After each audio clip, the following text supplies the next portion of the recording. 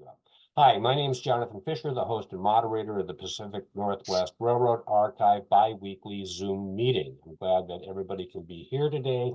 We've got a really big show, shall we say, and I'm very excited to have Kathy Goeddel and Trent Stetz, and they're going to be, Kathy is from the Washington Park and Zoo Railway in Portland, Oregon. So this is just a very interesting program that we have today. I just want to we are take the a minute. friends. We are the There you friends go. of the Washington Park and Zoo Railway. Friends of, yes, indeed. Yes.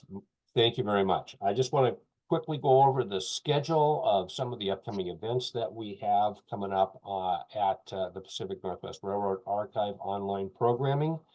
March 24th, Gordon Glattenberg, who's here in the audience today. Gordon is a famous photographer, lives in Southern California. We will be looking at Gordon's photographs of Canada. Great presentation. I've already seen it. Spoiler alert. So you can register to attend that. It will be on Zoom, and that is on the Pacific Northwest Railroad Archive website. There's a sign-up link there for it. March 27th, we're going to have a speaker from the Oregon Rail Heritage Center. So we've got two Oregon shows right in a row, actually three right in a row, because the following one is Trent with a yet to be disclosed presentation topic. April 24th, we're going to be live, folks, and we're going to be doing a Jack Christensen program live from the Highline Heritage Museum. We're going to have Jack and Gary, and we're going to be talking about train stuff.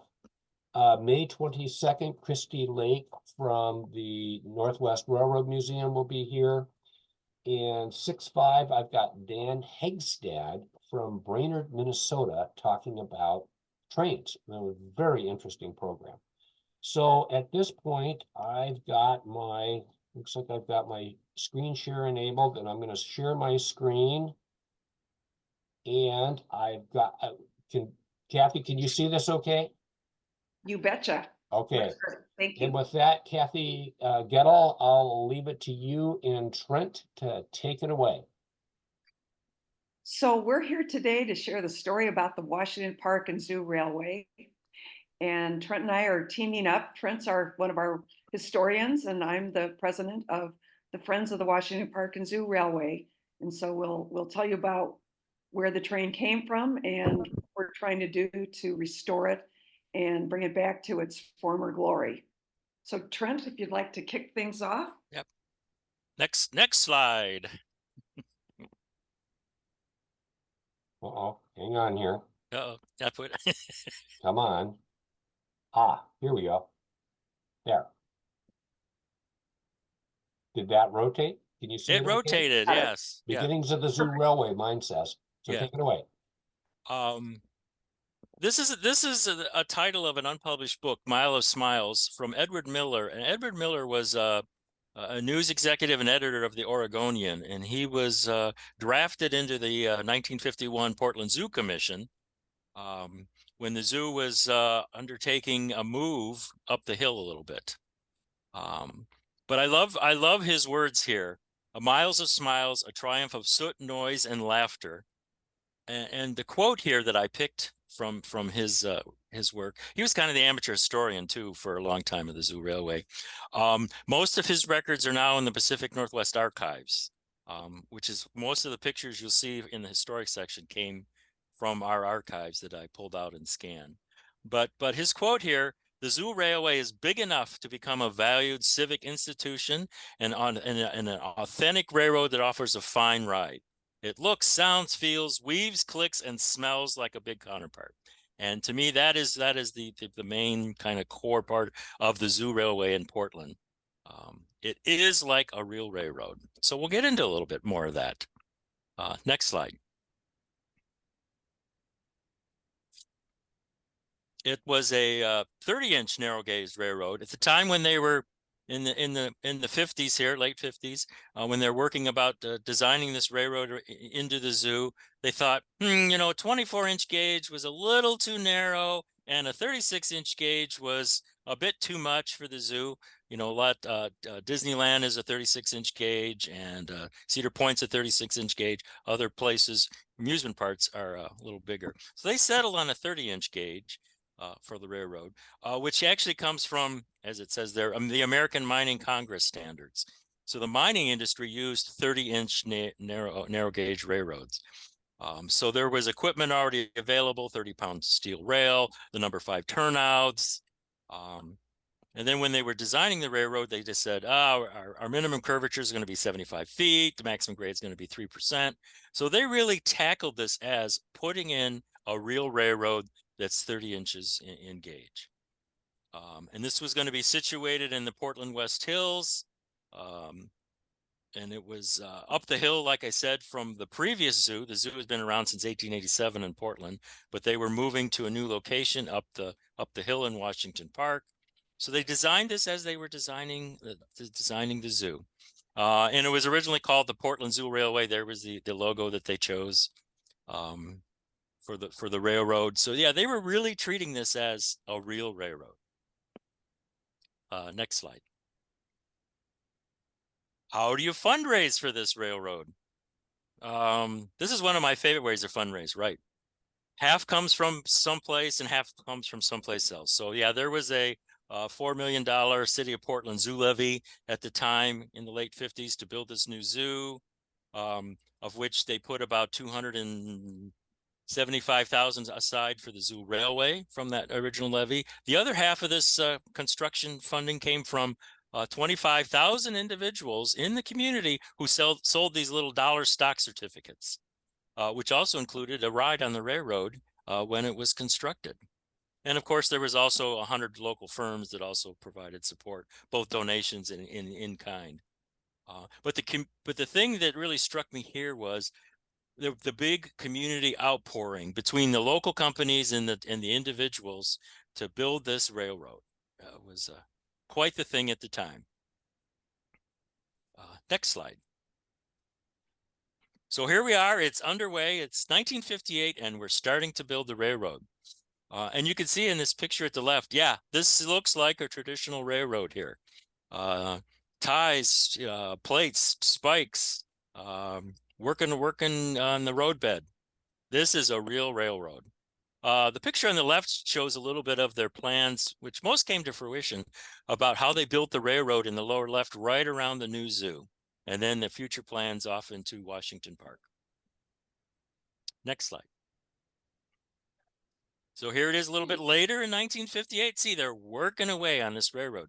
And you can see, yeah, they had a lot of support from the local railroads as well in the design and construction of the railroad. I can see in the lower right, hey, look, they got some viaducts and overpasses, bridges throughout the portion of the zoo that was yet to be finished in 1958. Next slide. What do I run on this railway? So I got the track work underway. What do I need something to run on it. And as Kathy was mentioning a little bit earlier, this was kind of the fan favorite of what the zoo railroad locomotive should look like. And this was built in 1958. It was a 5/8 scale replica of the Aero train, which was also from the mid-50s. It was locally designed by Northwest Marine Iron Works and built by the Hirschberger Company. So you can see in the lower portion there some of the original construction photos, and the lower right one shows it almost finished at the time. But that upper right shows is that's that 1956 railway age cover photo of what the GM Aero train was look like. So this was the kind of the state-of-the-art rail transportation in the mid to the late 50s, and so that's what the zoo railway first locomotive was modeled after. Next slide. Oh, and it's some little bit of a detail. It was a 140 horsepower. It's now 66 years old. It had some updates since then. The little graphic along the bottom shows you that it had originally 4 cars, but another car was added slightly later. And then the last car was modified to look like a dome car and contained a wheelchair lift. But the lower right picture shows them constructing the cars, the kind of in a matching scheme, stainless steel scheme to the Zooliner locomotive, and the lower left ones there shows it on the track in the Zoo Railway. Next slide. Okay, here we are, June 1958, and the zoo isn't even finished at this point, but they had the railroad, the first loop finished within the new zoo location. So they had a dedication on June 9th in 1958. The gentleman here is Jack Jones. He was the general manager at the time at the Northern Pacific Terminal Company. Don't know if you're familiar with that, but that's the company now called Portland Terminal Company that operates the yard and track work around Portland Union Station. But they were intimately involved at the time with the construction and the design of the railroad, as were other local railroads. So June 9th, 1958, they kicked it off even before the zoo was done. They began giving rides a couple days before that. They just couldn't wait. People wanted to ride before the official dedication day. Next slide. And then as a little aside, in 1961, the Zooliner became a railway post office. You can drop your letters, and you still can, into the Zooliner, and they get postmarked and mailed off. That's the last time I did it, was June 15th, 2019. I actually sent a postcard through the Zooliner for fun. But yeah, it also has the distinction of being one of the last railway post offices in the United States. Next slide. Okay, you can, of course, now we have one locomotive. You can't have a railroad with just one locomotive. So the next thing under consideration is like, oh, we need to have a steam locomotive. So they began design and construction in 1959 of a steam locomotive. What kind of steam locomotive should we build? Well, to me, there's nothing more characteristic than an American-style 440 steam locomotive, which is what they embarked on, and it was generally modeled after the Reno of the Virginia and Truck A Railroad in its shape. Like I said, a couple local people, George Burton, Harry Harvey, did all of these drawings.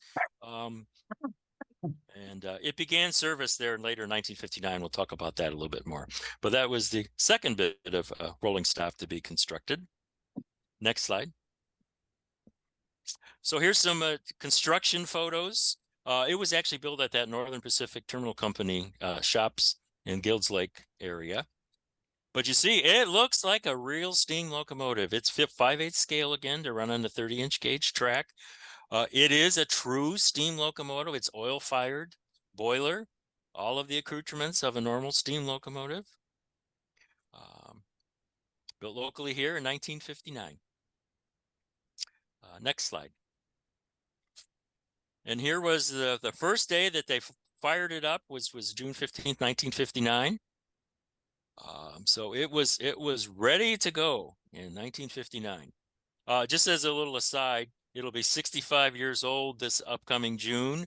There'll be a little bit of probably a low-key celebration at the zoo that day. June 22nd is the day that's chosen for that low-key celebration at the zoo. So come out and see the steam locomotive.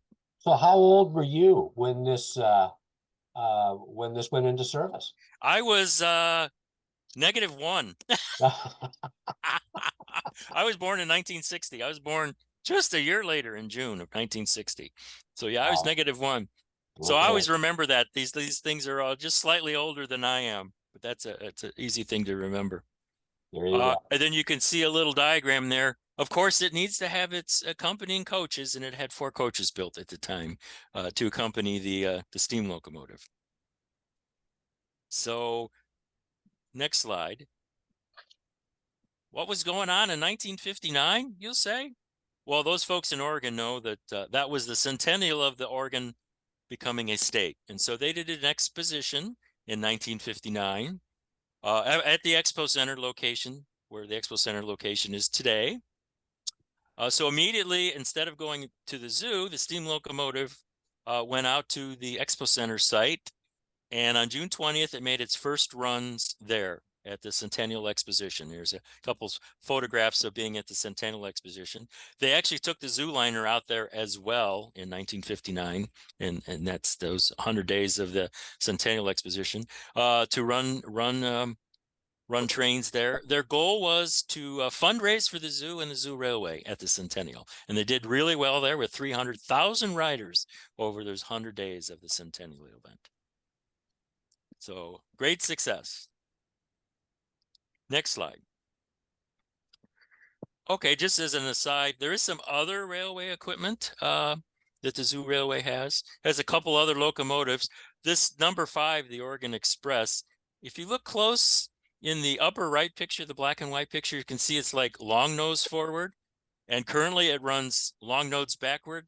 Over the years, it's had a lot of modification, this little diesel locomotive. As a backup locomotive for pulling the coaches around the zoo railway. It was actually at the zoo in 1959, where the other two were at the Centennial Exposition. So that's kind of the diesel backup. It was built in the 1940s. There's also some 2 other small switchers that they can be used. Number 3 is, and I love this cute picture here. Thanks, Kathy, of the fire train that they originally had. They don't have that tank car and caboose anymore, but they still have the locomotive number 3, and number 6 is the other kind of work locomotive out there. So yeah, there's a selection. So they have a selection of 5 locomotives there at the Zoo Railway, 30-inch gauge. Next slide. And of course, to go with all of these equipment, you need to have your coaches. And as I said earlier, the Zoo Liner has 5 matching coaches. The 5th one was built in the 1990s. The Steamer Oregon has 4 coaches. They're kind of a traditional, clear story roof looking coach to match the steam locomotive, late 1880s look of a steam locomotive. The Oregon Express has 2 coaches, 2 of which have that simulated grass roof, and 2 that have some other kind of looks to them. So those are some backups. There's some spare coaches as well, the blue ones that are shown there. And there's some other fun dump cars and flat cars that are available there. So there's quite a range of equipment at the Zoo Railway for the guests and to do some maintenance. Next slide. Okay, so 1959 comes to a close. They pack up the two locomotives, the steamer and the Zoo Liner, and their coaches. They pack up the station that was at the Centennial Exposition, and they pack up the water tower, and they relocate that all at the zoo to continue to serve the zoo as it was expanding. There's a little graphic there in the 60s of the kind of the zoo loop, the track within the zoo. So in 1959, after the exposition done, they began service at the zoo, which at this time was mostly finished in late 1959, the Portland Zoo there. Next slide. But wait, we need to have an extension. Previously, it was just running in a loop within the zoo. In 1965, they kind of designed and scoped out an extension into Washington Park. With the help of the Southern Pacific Railroad, the SPNS, and the Northern Pacific Terminal Company. And you can see some construction photos here, working through the park with some heavy equipment to provide the basically 20-foot right-of-way that they needed for the railroad, and to do some work in gravel, and again, built just like a normal railway with the right-of-way, the foundation, the gravel, the ties, the rail. So yeah, this expanded into Washington Park here. Next slide. Now, hopefully you can see this, but the reason I chose this particular graphic of the route within Washington Park, you can see the topography that goes on there. It's built within a very hilly area, which makes for a very scenic ride through Washington Park. You see all these twists and turns, which are really great because you can see the front and the back of the train when you're riding the train. And then there's a loop at the end where the Rose Garden Station was brought in from the Centennial. So yeah, this is the route within the Washington Park. Quite scenic. just for fun, that purple line there is the adjoining road. The cyan line is the zoo railway. The lower left is where the zoo is. The upper right again is where the Rose Garden station is.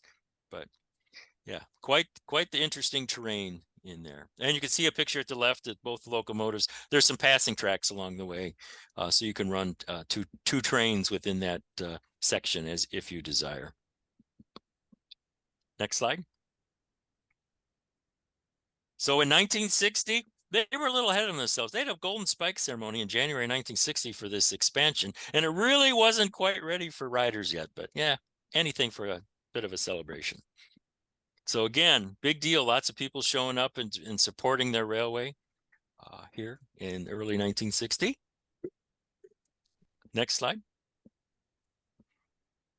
Trent, who's this general that's I was driving wondering the that gold too, spike? and I don't know. We'll have to Okay. research that. Okay, all right. We'll have to, yeah, because you're right. A lot of famous people took interest in the railway. They actually, the railway group, Jack Jones and Edward Miller, kind of put out a letter for folks to be an honorary board member of the Zoo Railway, and a lot of people responded positively to that, including Walt Disney. And some others, but you're right. I wouldn't be surprised if this is one of those folks that they extended an offer as an honorary board member of the Zoo Railway to come out for this Golden Spike ceremony. I've forgotten his name, but he was the head of the National Guards in Portland. And my neighbor, her father, who is still alive, Tom McKenzie, was one of the leads on the geologic part for the National Guards. So we still have some people who actually worked on the railroad. And again, that kind of emphasizes this whole community spirit of all these companies and groups working together to get the railroad built. You know, surveying and providing in-kind donations and for construction, things like that. Next slide, yeah. And then this is one of my all-time favorite shots of the, you know, kind of that turnaround loop in Washington Park near the Rose Garden. That's the station that was brought in from the Centennial Exposition, modified ever so slightly in length to fit into this area. You can see Portland in the upper right background there. You can see all the people milling about. I think it's cool. The Zooliner trains actually have kind of skylights in the ceiling for all their coach cars out there. But so officially it was opened. There's more than one date here, but basically May 1960 is when the paying passengers were riding the Zoo loop within Washington Park. Next slide. And you just have to have a beauty shot of the steam locomotive. This was taken by Jeff Honeyman, who's the one of the engineers on the Washington Park and Zoo Railway today. And if you look, the reason I really like this, it shows the detail that went into creating this steam locomotive, which has had very little changes in its 65 years. It had some metal work done. Actually, the cow catcher's been replaced once since it was first built. But the painting on the headlight, the brass work, it's a classic looking steam locomotive, like it was intended to be, and it continues to look really, really great. Next slide. Some details here. The zoo was named the Washington Park Zoo in 1976. The Portland turned it over to the Metropolitan Service District, which we call Metro now. But at the time, the railway is still owned by the city of Portland and it's leased to Metro in that 1976 timeframe. In 1978, they renamed it the Washington Park and Zoo Railway. Kind of better reflects what it actually does because it goes from the zoo to Washington Park, right? Most railways in their name have their endpoints. Well, not quite, you know, the SPNS, but close. But that's usually the naming of a railroad or an interurban has the endpoints in it. So this makes sense. Oh, as an aside, the character is called Titus the Tiger, is the character you see in the logo there.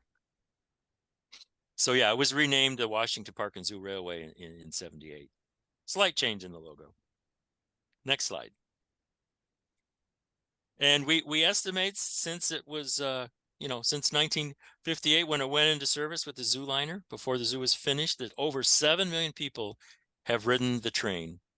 And if you talk to people, there's just generations of Oregonians who love the train, ridden the train over the years. One of the big events for the train is zoo lights in the holiday season. So they decorate up the steamer with lights, as well as a good portion of the zoo. And that's become almost a sold out tradition for the zoo and for families to come visit the zoo railway. Next slide. So that kind of what I consider the heyday of the zoo between 1960 and 2013 was they had 2 loops within the zoo and this long extra trackage out to Washington Park. But in 2013, that was all shut down. There was some major work being undertaken in the zoo. So a portion of the loop within the zoo was taken out of service for that. Actually, all of the railway was out of service for the upgrades within the zoo. But they did not press back into service the Washington Park loop, Rose Garden loop, after that remodel at the zoo, which is what Kathy's going to talk about in part 2. Oh, one thing I just realized we didn't put a slide in for the main station in the zoo. Was built purposefully there, but it was rebuilt in 2014 because the original one from 1959 was in some poor shape. So as part of this major rebuild in 2013, a new station within the zoo was constructed at the end of the zoo loop part. Next slide. Oh, this is now Kathy's going to take it away from 2013 to the present. That's right. So we're here as friends of the Washington Park and Zoo Railway, and the Zoo Railway needs friends. So as Trent mentioned, in 2013, the Rose Garden Loop shut down, and also the Zoo Loop inside. If you look at the diagram on the right, in the bottom corner, that red part down there, that loop inside the zoo closed, and the Rose Garden Loop going from the zoo to Washington Park Station closed. We're on a mission to bring it back. Next. So recent events, as Trent mentioned, in 2013, the line closed down. In 2014, the zoo kept the Rose Garden Loop closed. There was a small landslide that my experts say 2 of us could clean out in a day, but anyway, one crib wall failed, and the zoo decided to close it down. In the 2018 Washington Park Master Plan, the city got the idea of having a trail instead of rails because the train was no longer running on the tracks, and people think, oh gee, the gradual slope will make an accessible trail. There's some challenges with that, but we'll save that for another day. In 2018, the 2 adjacent neighborhoods and a groundswell of people went to the city council with the master plan and testified that we want the zoo train back. And the city council was supportive. City council, the mayor, and 2 of the council people love the zoo train, and it's been a beloved part of our Portland history for a long time. Crowdsourced before crowdsourcing was a thing. Our organization formed in 2019 as a not-for-profit. We were actually 2 groups. One was formed by the 2 neighborhood associations working with the historic rail groups, and the other was more of an advocate group. Anyway, it started up in 2019, and we're here today still. And for 2024, there is a new zoo bond measure going forward to the public in May, and there is no mention of the train in that bond measure. Next slide. So why restore the Rose Garden Loop? It's absolutely beloved because it's so fun. I put a post out on our website asking folks for their memories, and to a person, it is something that brings back fond family memories, going with grandparents, going with brothers who are no longer with us, being with their kids, spending quality time, the moms who are tired of wrestling their kids in the zoo and walking and wanting that cool respite in the woods. It's been a golden goose for the zoo. It's always made money. Money hasn't been an issue. It's badly needed transportation option. We have limited parking. There's only so much space in our Washington Park. And so we need more transportation to get people from one end to the other. While there is a public shuttle, even that runs into trouble because there's so many backups on the roads that the cars just sit letting out fumes. So being able to take 720 people an hour from one end to the other is a real plus from an environmental perspective. It gives us a chance to educate the next generation. It's in a beautiful woods. We could talk about the environment and nature and the animals, and also the environmental impact of rail. Rail is one of the most, it is the most efficient and least impactful on the environment. And someday we have some plans to electrify so we can be even closer to carbon neutral. And this is a historic imperative. This is part of our heritage. It's part of our DNA in Portland, where the city came together and built this amazing railroad. Next slide. So we're the Friends of the Washington Park and Zoo Railway, fwpzr.org. It's a mouthful, it's unpronounceable. We have an online petition that we'd love to have you sign. We've got a website. We're collaborating. We're working in a collaborative mode. We've been working with Metro and the City of Portland and the community now for over 4 years. We're upping our game with some professional marketing, and we've got a new board. So our 2 volunteer groups merged in October. And so we've got some new leadership and new energy. And who knows, maybe we will help run the railroad. We will see. Next slide. We have amazing resources, volunteer resources at our fingertips on our Rolodex. So Rick Franklin Corporation, you may know of Rick doing real repairs on rail lines. He's walked our line, God bless him, 3 times. We've got Bill Burgle, a geologist. Gerald Fox, who's here, a civil engineer who worked on light rail. Annie Catugno from Metro, who's also here.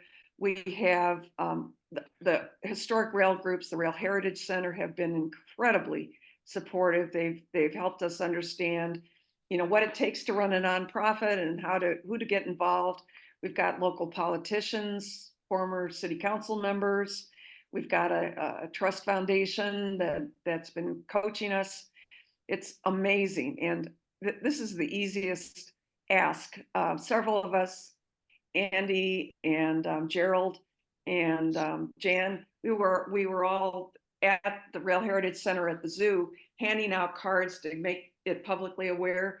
We had about 15 seconds to do our story, and people were talking to us. This is the easiest sales job ever. People want the train back. We have passionate public and very energetic volunteers. Next slide. This is just some of our supporters. As I mentioned, we started with the Arlington Heights Neighborhood Association and the Sylvan Highlands Neighborhood Association. Those are political groups that are in neighborhoods in Portland. It's one of the special things about Portland's public access. We have funding to have activist groups within neighborhoods. We've got our own archaeologist. So every historic group needs their archaeologist. The 2 historic rail groups, I can't tell you, the Oregon Rail Heritage Foundation and the Pacific Northwest Chapter, National Railway Historic Society, Arlen Sheldrake, some of you probably know. Dale Burkholtz, BNSF, has donated money. We've got architects and landscape architects, printing groups. We've got unions. We've got a lot of support. Next slide. We've been working with the government. It's 2 government bodies that have the train, and that doesn't make it easy. So with 2 large governmental bodies, one owning it, the other running it, we've had to have a lot of meetings, and it's not been fast. But we're persisting and continue to work with them. The latest push has been by Metro to create a task force that would include the city, and we're on board to do that and keep pushing forward to make this happen. Next slide. We did a tour of the line. We wanted our Metro President Lynn Peterson and the Zoo Director Heidi Ron to actually see where the issues are. So we gathered all of our experts. Shannon and Wilson provided at no cost one of their geotech experts on rail. Rick Franklin and several of his folks came. We had geologists, civic engineers, and rail heritage folks. And we did a great tour. And we had a little guy, Miller, who I happened to run into that morning. He and his dad were looking at the Forlorn station. And I asked him if he'd like to talk to the president of Metro to ask for it. And he came and did a speech. We had our architects talking. So that was a real high point for us. It took several years to make it happen. It finally happened. And then at that very meeting, we found out from Metro and the zoo that they had just done the financial analysis. And even though the long line, the Rose Garden Loop would make money, it would make slightly less money, and they were not going to support restoring it. Next slide. This is giving you some status of things that we've done to make this happen. So we hired Shannon and Wilson. We had help from Rick Franklin. We brought them in, their premier geotech engineering firm. They looked at all the crib walls. They did an analysis. We know what it takes to get this fixed. It is very minor in the world of real railroads. And this is a real railroad. The cost is going to be under $2 million. And it's very doable, very doable. Next slide. We also want our station to be ADA accessible. It's important for us that everybody can ride the line. So we got volunteer architects and landscape architects to do a study. It's in 2026 dollars. We're planning out because it takes time to get things to happen, but we want to have ADA upgrades so that people that need to have a way to easily get into the train can do that instead of climbing up a hill. Next slide. We've been working with the city of Portland. Our Washington Park is a protected area. It's open space. It's also conservation zone. So to do some of the ADA accessibility things, we're going to need to probably take out a couple of trees. But we've worked with them. We've had a couple of conferences. We know it'll take time, but we believe that they'll be supportive because accessibility is also important. Next slide. Okay, these are photos of our rolling stock. It needs work. So while it's safe to operate, all the trains need work. You're seeing a picture of some of the rust on the bottom right. On the upper side, it's kind of see from the perspective, but that's actually a seat in the train. And then those are patches that are put on the floor and you can see rust. It's sad. And that's going to be costly, actually more costly than restoring the line. Next slide. We did track cleaning parties. Now, to get an idea of how crazy our volunteers are, we had 20 days in the months of January, February, and March in Portland, Oregon. It's our dry season, right? And we cleaned those tracks. We got rid of 10 years of ivy and blackberries. And yes, we could use no electronic devices. So we had to use crosscut saws and do it all by hand. And by Jove, we did it. We had multiple generations out there helping us. And it certainly was back to the 1959 sense of community and in pride in getting work done. And it was not easy work. Next slide. So the business case has been absolutely critical to this. My background is in business, and you know, if it was going to cost $100 million to restore the train with everything else going on in Portland, is that the right thing to do? Probably not. So we wanted an analysis done to be sure that what was needed to be raised to get this done, and that the train could be operating profitably. So finally, in May of this year, the zoo provided a financial analysis. And even in their own analysis, it showed that the zoo train would make money. It just wouldn't make as much money estimation as the short loop. We frankly believe they made some assumptions that probably aren't right. And we actually believe that the long line will make more money because the ridership was significantly higher when we had a long line. Now the train ride is only 6 minutes instead of 15 or 20. And so it's not much of a ride and you're paying good money for it. So we believe that the line can actually be more profitable. But even assuming that work needs to be done and assuming some negative assumptions from the zoo, it makes money. So we're quite confident that this can be an ongoing, profitable asset to the community. Next slide. We benchmarked other zoos. So we wanted to see what are the state of things in other places. So we talked to St. Louis and Omaha. There are two zoos in the United States, and they have top railways too.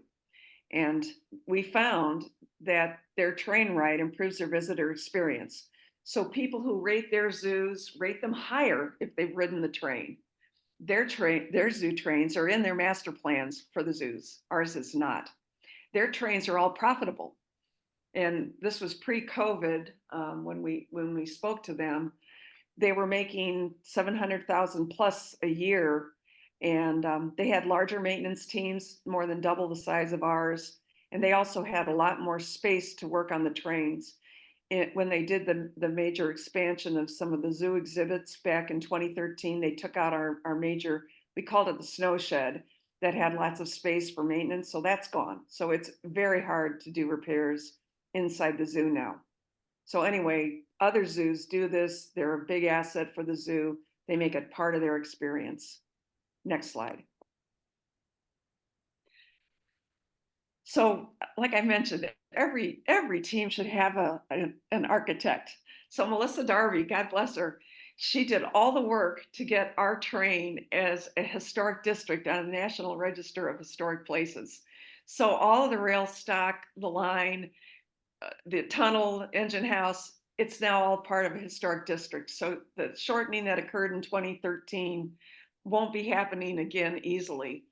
In the photo, you can see that was back in 1959. John F. Kennedy was here to run for president, and anybody who came to Portland was taken to that train. Our Senator Newberger went to the Senate and read, it had to be a half an hour speech emphasizing the community engagement and how it brought people together and the civic pride and what an asset it was and what a real train it was for the city. So anyway, we are now on the historic register, and that will prevent certain kinds of deterioration from it happening again. Next slide. On public outreach, we've got a change.org petition, and we would love to have you sign it. It has over 40,000 signatures. Would love to have over 50,000 signatures. Change.org asks for money. You don't need to donate any money at all. Just sign our petition. We would love to have the signatures. And I mentioned that getting people to be involved, the Oregon Rail Heritage Center let us be there and hand out cards and actually give a little spiel at their Holiday Express. It is so easy to get people on board to support this. It is, I say it's easier than selling Girl Scout cookies. It's just so easy because people love it. Next slide.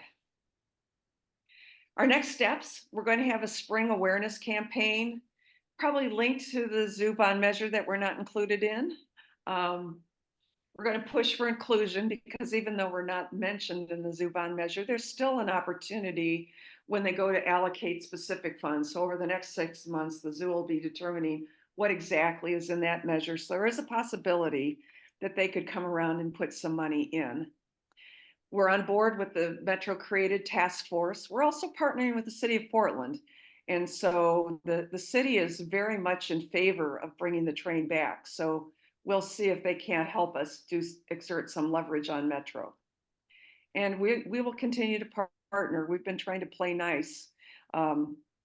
We've been very disappointed by when we heard that the zoo was not going to endorse adding the line back when we found out that it was going to make money.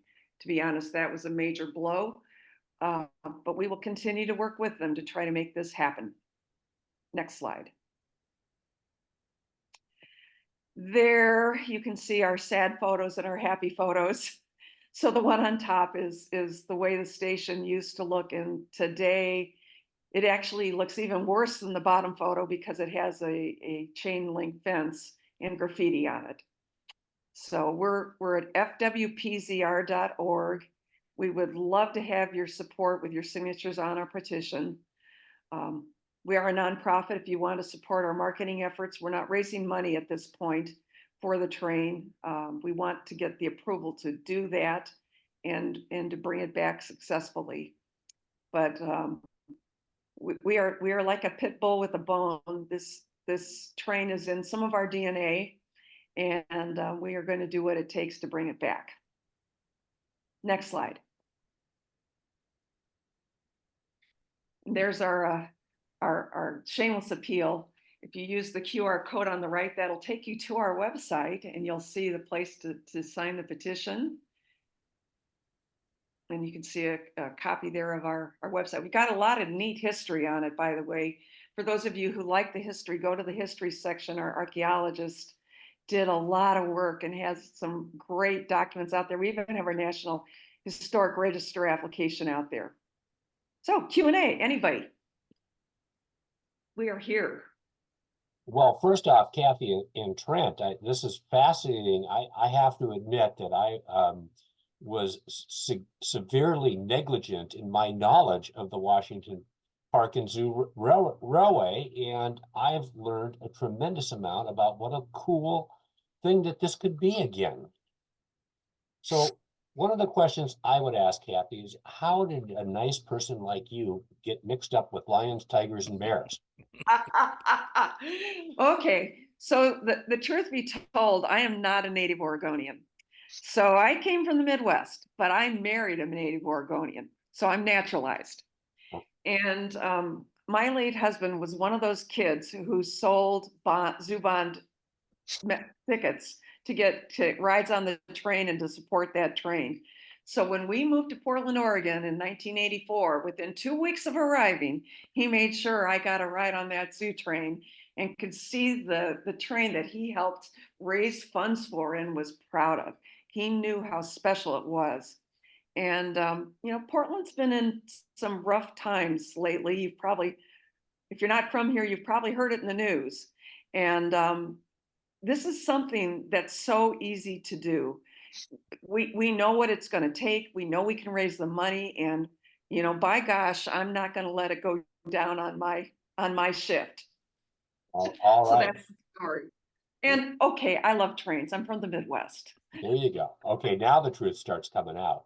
So Kathy, do you have any members of your you have some members of your group here, or are any of them interested in maybe saying a few things or amplifying a point or anything? Yeah, that'd be fantastic. Yeah, I thought, And, you know, just unmute and and say Dan, who you are. oh, let me put out a couple shout outs about Trent. You know, I Yes, showed those yes. pictures of people working on the railway. Mhm. Trent was one of those people who tirelessly came out, and so was Gerald, and so was Andy. So So Trent, you were a lumberjack? A Yeah, logger? I was amazed at how easily that two-person crosscut saw worked. I just couldn't get over. We got through that huge log and nothing flat with a How nice about sharp it? saw, and yeah. So the park's rules were no power tools? No power tools at all. So it Yeah, was all, you know, I know. picks and shovels and choppers and saws and pruners and yeah. Yep. Okay, okay. I'm going to stop the screen share at this point. So we'll just go back to our panel, and at this point, let me do this. Andy, do you want to say something? Yeah, go ahead and unmute, say who you are, and tell us something interesting. Hi, Andy Catugno. ex-Metro planning director for many, many years. All I would add is pulling together the funds to restore this thing is probably going to end up being some sort of public-private venture. We're not to the point yet of identifying who's going to pick up what share. But when the time comes, we need the enthusiasm that this kind of group expresses to go after the donors on the private side, and to influence the donors on the public side. So stand by. All right, thank you, Thanks, Andrew. Andy. Jan Schaefer, can you say a few words? Jan is helping us with communications. Thank God, she's a professional. Great. Hi, Jan. Welcome. You're on mute. Oh, yeah, I got to hold up my cue card. Sorry. There you are. Here I am. Hi, it's great to hear Trent. Gosh, Trent was very active at the Rail Heritage Center where I'm also active. And I know he's still behind the scenes there. So this train may end up being run, Andy mentioned funded by a public-private partnership, but it may also end up being managed by a public-private partnership. And there's a number of our advisors who think we should just jump into that with both feet and move forward to take the train away from the governments and run it ourselves. And we're not ready to do that, but some hybrid of that might be down the road for us, and all the railroad people that have an interest can support it. Okay, thanks, Jan. So I want to ask Steve Vent. Steve, could you tell these folks a little bit about your railroad, and maybe just to put you on the spot, why not, some of the differences and similarities between what you've heard today and your situation in the great state of Hawaii. Go ahead. Good afternoon, everybody. Everything that was said in their presentation rang very close to me. We are a nonprofit historical railroad. We operate on a section of track from the Oahu Railway. The state of Hawaii Transportation Department owns the track, and we're allowed to operate on it. They have been trying to, I'm going to be nice, trying to get rid of us for the last 20 years, 25 years. We go round and round with them. We get no support from anyone. We don't get any support from the federal government, the state, the city, nobody.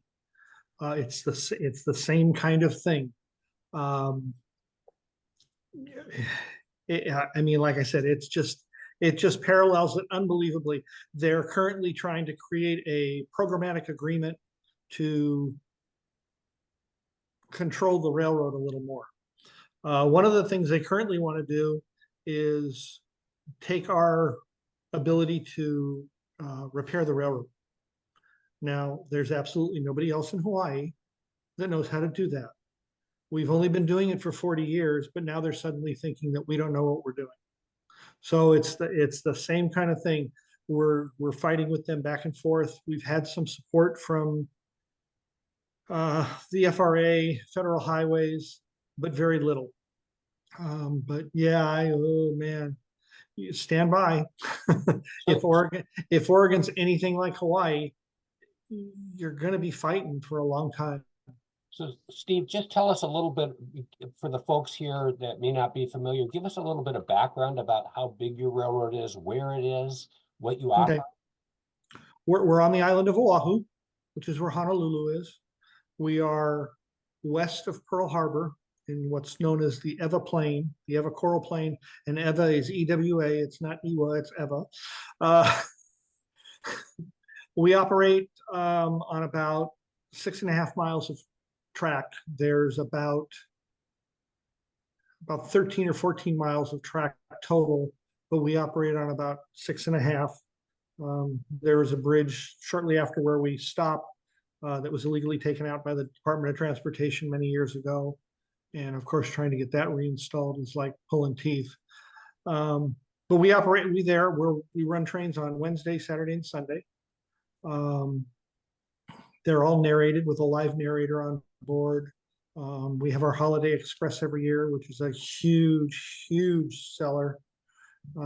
We usually sell that out in less than a day, about 1,700 seats in less than a day.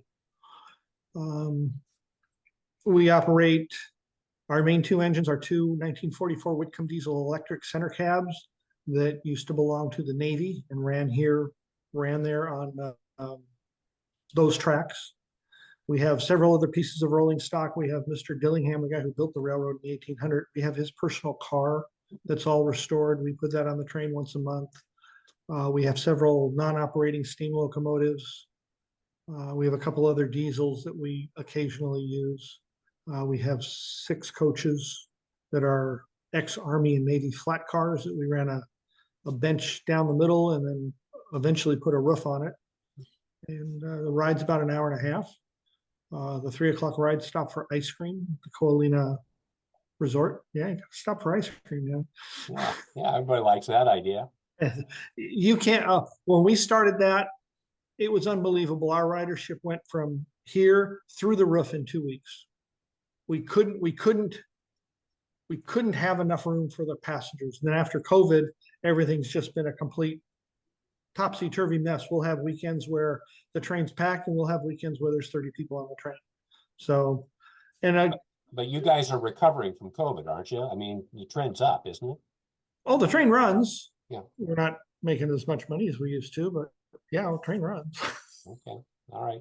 And Kathy, I've got somebody else here that is familiar with running trains in Oregon. Steve Howes, talk to us a little bit about what you've heard and how this compares with what you've done at the Sumter Valley.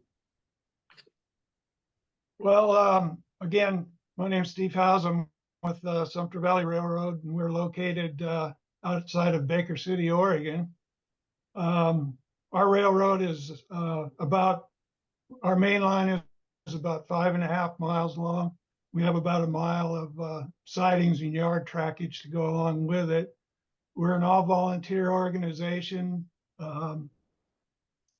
We operate, when they're running, 2 steam locomotives. One is a 1915 40-ton Heisler, and we have a 1920 Alco Mikado, 120 tons. Our biggest difficulty, I think, is one is maintaining our equipment and physical plant, I guess. Given our location, it's just very hard to recruit members that are willing to make the effort to, one, come over there and stay and work up through the positions, and attracting riders. We've gone from operating pretty much every weekend during the summer between Memorial Day and the end of September, plus we have special runs. We've had to cut back some, but for the most part, our weekends, our ridership is pretty good, especially on the holiday trains. I wish we had the support, both in terms of people with experience and knowledge that you folks have. We're always in a bind financially, and we've had some good luck obtaining grants and made some strides in that regard. Even after the railroad there at the zoo in Washington Park has been, or part of it has been inoperable for quite a period of time. I wished a lot of our track looked like yours. That's been a big problem for us, is again maintaining our equipment and right away. I do have one memory that I guess I would like to share. Back in the 1980s, I lived in the Portland area, and I was a member of the Pacific Northwest chapter of the National Railway Historical Society.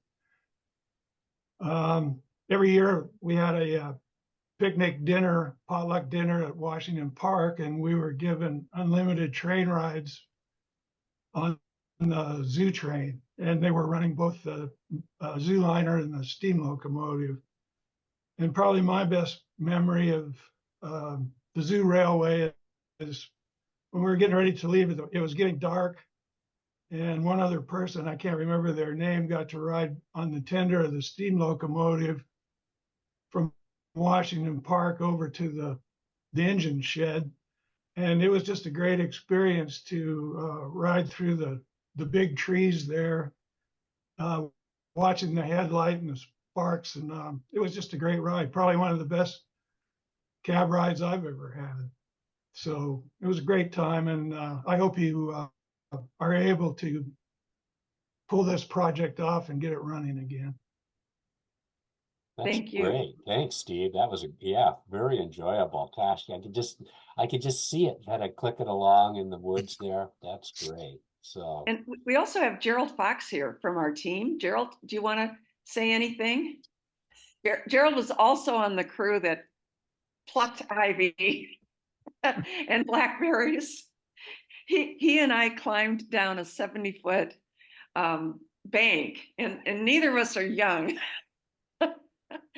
to get down to the line at the zoo with a 34-degree bank. He's amazing. You're yeah, go on ahead mute, and Gerald. unmute, and we'd love to hear from you. Go ahead, please.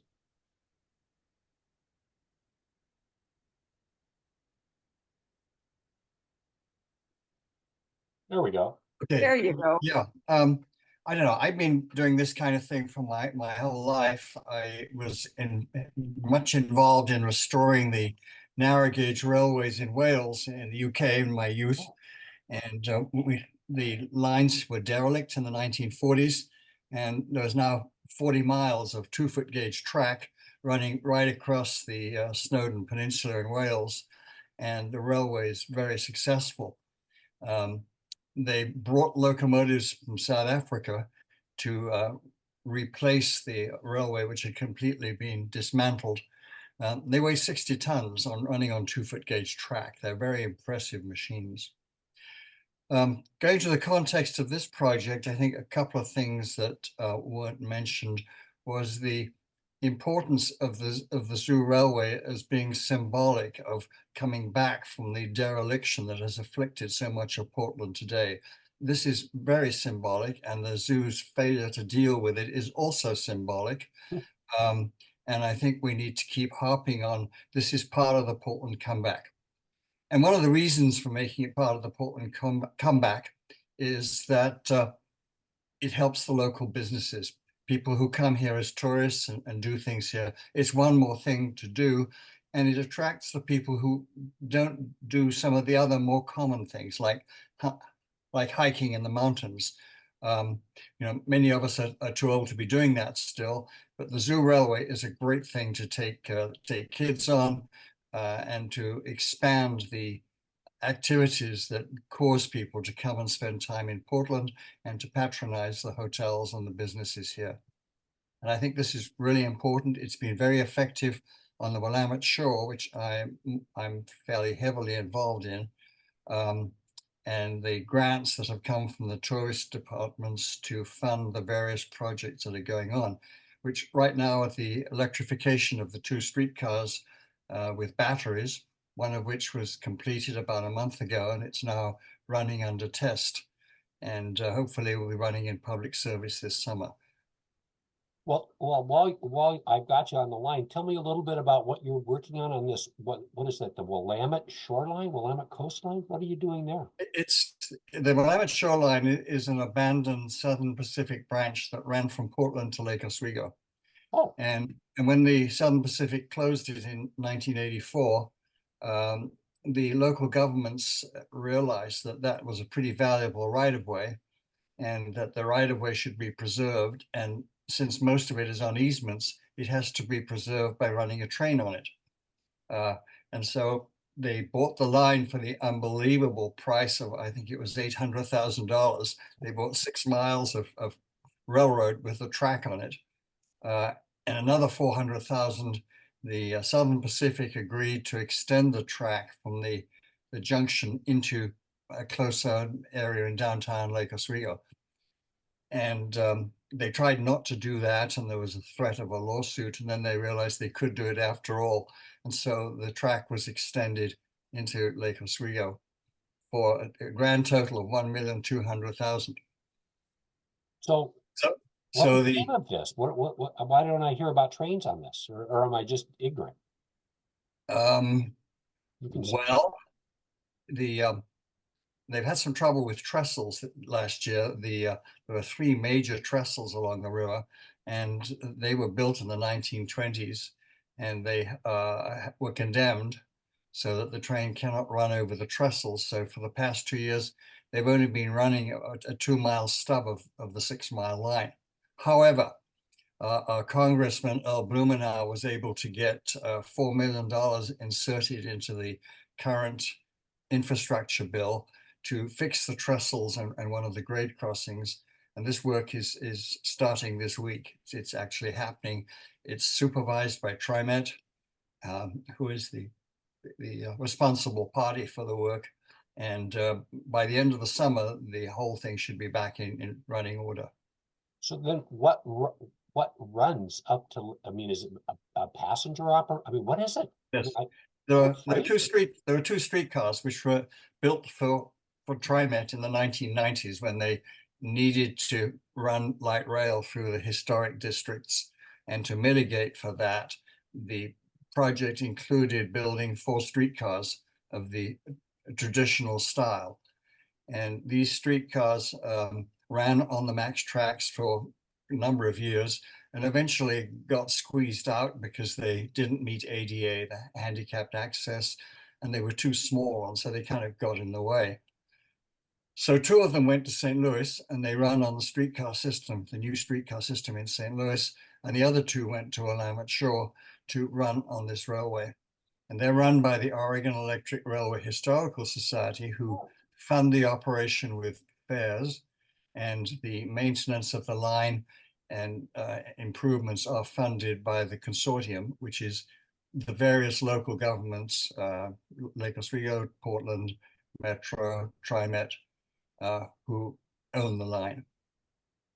So Interesting. they should be running, the operation runs on weekends through the summer and at Christmas. And it's basically funded from the fares and run by volunteers. Wow, very interesting. And Ron McCoy, I see your picture. Do Yes. you want to make a comment here? You must know something about this, Ron. Go ahead, please. Unmute. I know, got to unmute. It's coming. Hang on, folks. There we go. Unmute my audio. Well, thanks for the great presentation, by the way. Fantastic. So I'm a former president of the NRHS chapter down here and also on the board of directors and also involved with Oregon Rail Heritage Foundation. So, but yes, there you go. There's one of the 2 streetcars. This was just this last week where they rolled out doing the tests of the batteries. And I'm certainly we've also run excursions on that line, and of course we're waiting for an opportunity to run a little more than 2 miles. So just thanks again for everybody and your participation today. And I just wanted to share the pictures for those of you that weren't aware of this little hidden secret. Oh, Okay, well, thank you. And then George Foster's got his hand up. George, go. I've got to unmute. And George is going to unmute. There he There we is. go. Hi, George. Okay. So for the gentleman from the UK, my grandparents from both sides of the family are from various spots there. One's from Nottingham, probably ran around with Robin Hood. And my paternal grandmother's from Glasgow. And my mother is from Aberdare. So I find that very interesting to get someone over here that is from the old country, so to speak. Also, the folks that are doing the Oregon Rail Heritage Foundation, I just asked them to say hi to Uncle Doyle if he still hangs around. And when my kids were little, and I'd get an occasional ride on the 4449. When we were at the Roundhouse, they'd see Doyle, and so he became Uncle Doyle to them. And so now they're in their 40s, but they still remember that and everything. And I used to see Doyle occasionally through the joint friendship with Cliff Cox, if anybody remembers him. Chooch used to fire the 49 on some of the trips, including the Tough Guys trip. So little reference there, but I don't get down to Portland very often, and I don't even know where the Washington Park Zoo is. So I need a little guidance. So how do we get there from here? Or from Hermiston, Oregon, in George's case?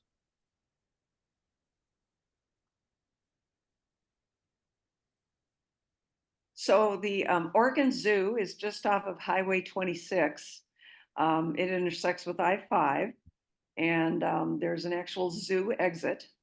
Okay. And Is that where you have to go across the Willamette on the big bridge and then try to get to it? yeah, so you if you're coming down probably south, then you'd take 405, and then 405 has an exit off of that to 26. Yeah, I Yes. come from the east end. I'm up the dry side of Oregon. Oh, Yes. okay, okay, yes. Yeah. We don't rust, we tan up here, so. There you go. Ah, yes, yes. You know, it is, but I'm originally It's humorousness. yeah, I'm originally a West Sider from Tacoma and Seattle area, I so know.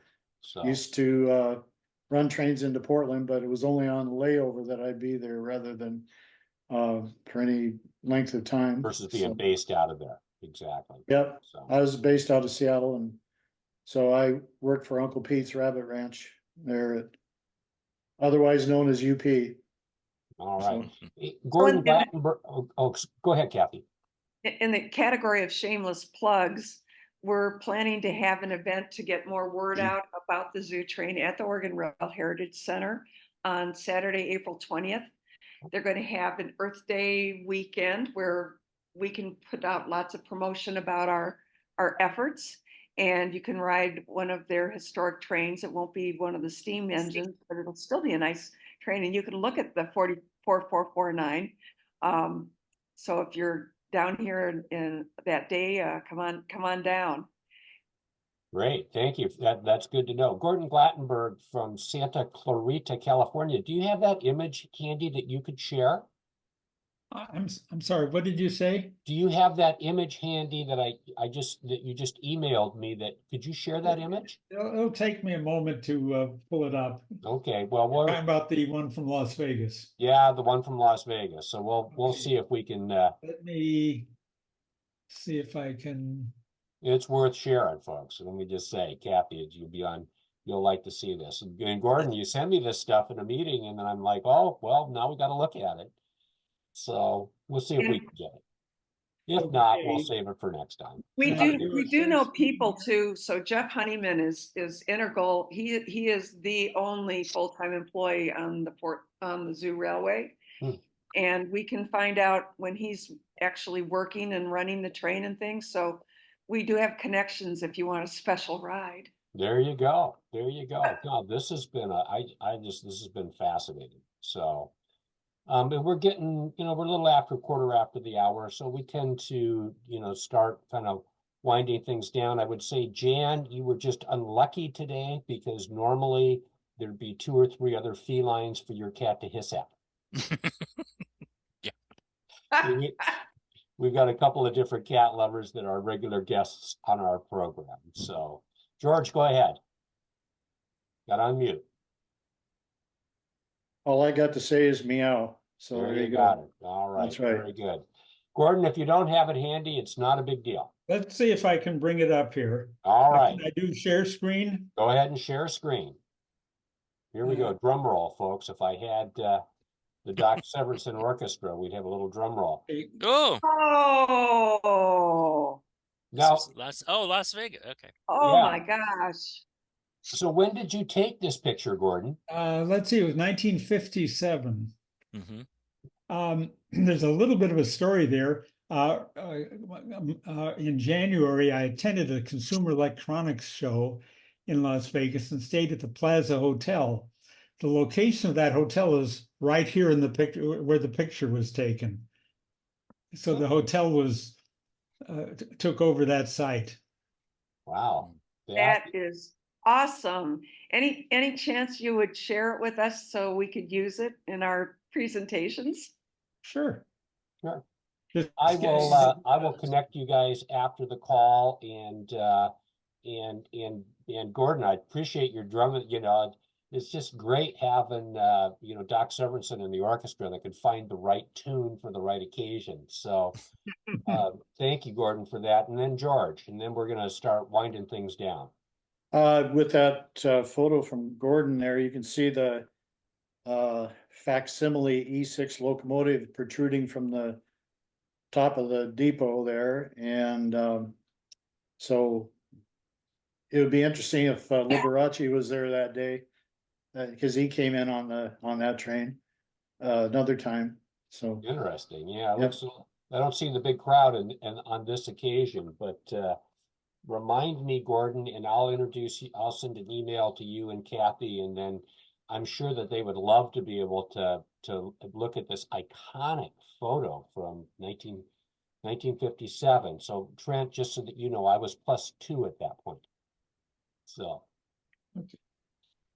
Thank Oh you, boy, Gordon. we're the same exact age. Oh yeah, 1955 was one of the great years of human history. It's what I like Yeah. to tell people. Okay. So, folks, I want to thank Kathy and Trent today for a very enjoyable program and for your friends coming along and sharing some of their stories and anecdotes too. So it's just great having you. And what I'm undoubtedly going to do is shamelessly beg you to come back someday and tell us about how things are going.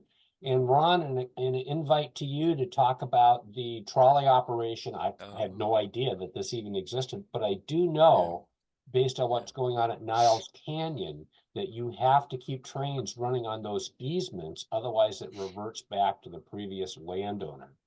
And they're Niles Canyon's putting track all the way back to Pleasanton to keep that unpleasantry from occurring. So Indeed. otherwise, folks, I'm going to say, you know, it's 2:20 and it's probably time to wrap things up. I want to thank Kathy and Trent again for a great presentation, and You, we're going to Jonathan. keep this Oregon thing rolling with Oregon Rail Heritage Center in 2 weeks, and then Trent, you'll be back for another exciting presentation on April 10th. I think it's going to be my road trip to Reno. Road trip to Reno, folks. I think I like that one. So it's, you know, getting there and coming back and the sites along the way. Basically, it's the Nevada State Railroad Museum in Virginia and Truckee operation. Fantastic. I think we'll do that one. Okay. Well, everybody, thanks again for everybody being here and being part of the program. And if you were new, you can always contact us at info@PNRARCHIVE,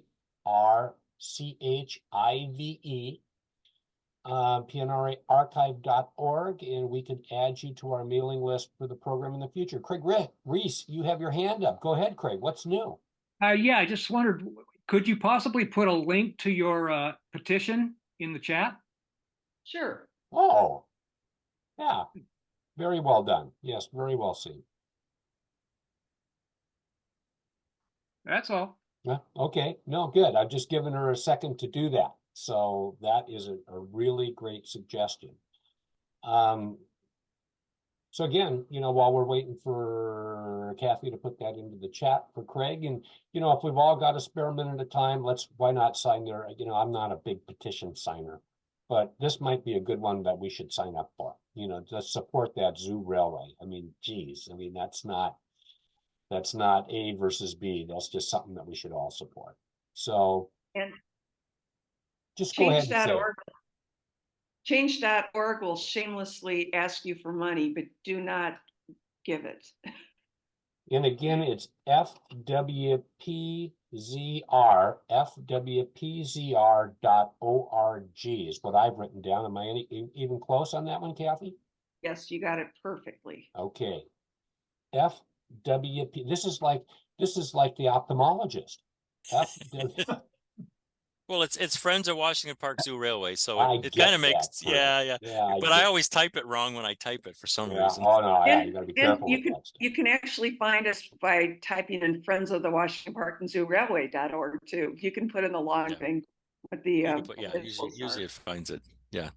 So again, thanks, folks. This is a great program, and I look forward to inviting you back and finding out all the good things that you guys have done since we'll have talked last. So if I got anything more for the good of the order, now's a good time. Going once, going twice. And I want to thank everybody for being here. Have a great day. Welcome to spring, and we'll see you again in a couple of weeks. So I will just say bye for now. Thank you. Thank Yep, you. Yeah, thanks. great program. Thanks, Trent, you guys. Yep. Very nice. Very nice. So I'll get this downloaded and sent off to you guys once it sort of, collates like Jello, on my computer. So, all right. Anyway, have a great day, everybody, and hasta la vista.